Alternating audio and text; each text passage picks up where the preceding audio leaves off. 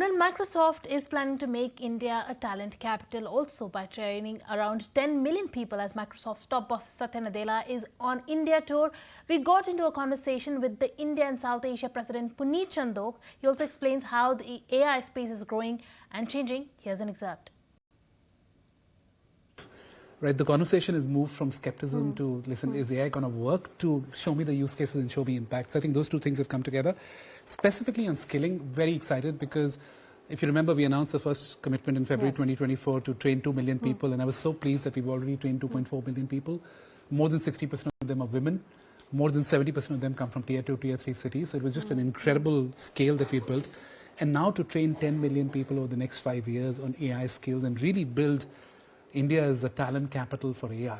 Okay, so Punit, one thing that you mentioned during your keynote was, about the last Microsoft AI tour. I think it was Mr. Nadella who mentioned. I want to understand from you how much have AI models changed from last year, and what does it really say about the future that really stares us in the eye? What kind of changes can we expect? No, it's amazing. On one end, there's so much that's happened in the last 12 months. Right. On the other end, we're just getting started, right? And I think to me, these models, by the way, 2 years ago, we didn't know what these models are. Now they're kind of rolling out of our tongues like there's no tomorrow.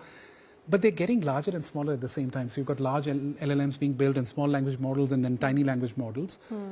The other thing is they're no longer the chat llamas that we're used to, right? They're remarkable capabilities. They can see us, they can hear us, they can understand us, they have our context. They're almost like a second brain, a companion to us. And the three implications that I spoke about, which I'm super excited about, one is just more intelligence coming. So we're reducing the cost of intelligence every day. And imagine intelligence to a first-year doctor, to a first-year lawyer, to a first-year journalist, right? It's just incredible, to a first-year technologist. I'm not first-year, but I wish I had that intelligence at that time. Empathy, right? Just our digital experience is so cluttered and so noisy, and there's so much drudgery. Can we bring real personality and empathy and tone to this AI? And then finally, agency, which I'm super excited about, which is where the magic happens, when these models start working for you with your permission, but without your involvement. Like the example I gave, which is I'm taking a flight to Bangalore, I want these two things done. By the time I land, can you give me a proposal? Can you give me a presentation? Can you get this done? And by the time I land, it's there.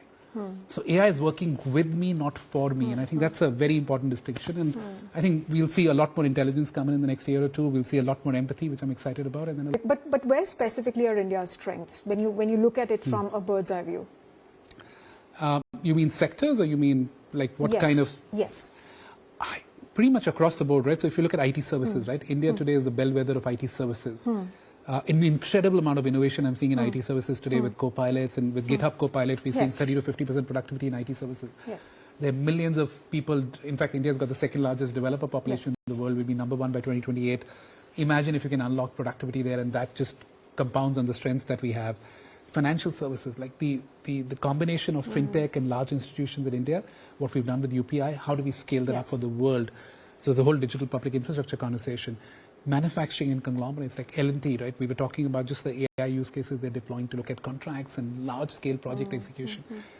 All of those are strengths. And at the highest level, we've got the most exciting market in the world today to build AI. We've got the right talent supply chain, if you will. We are the talent capital of the world, as the minister said. And we've got this ecosystem coming together of the startup ecosystem, multinationals like ourselves who want to move the country forward, everybody coming together. I think that is a virtuous cycle. And this is the time to leapfrog. And the use case capital of the world. And as Nandan said, we're the use case capital of the world as well. All right, moving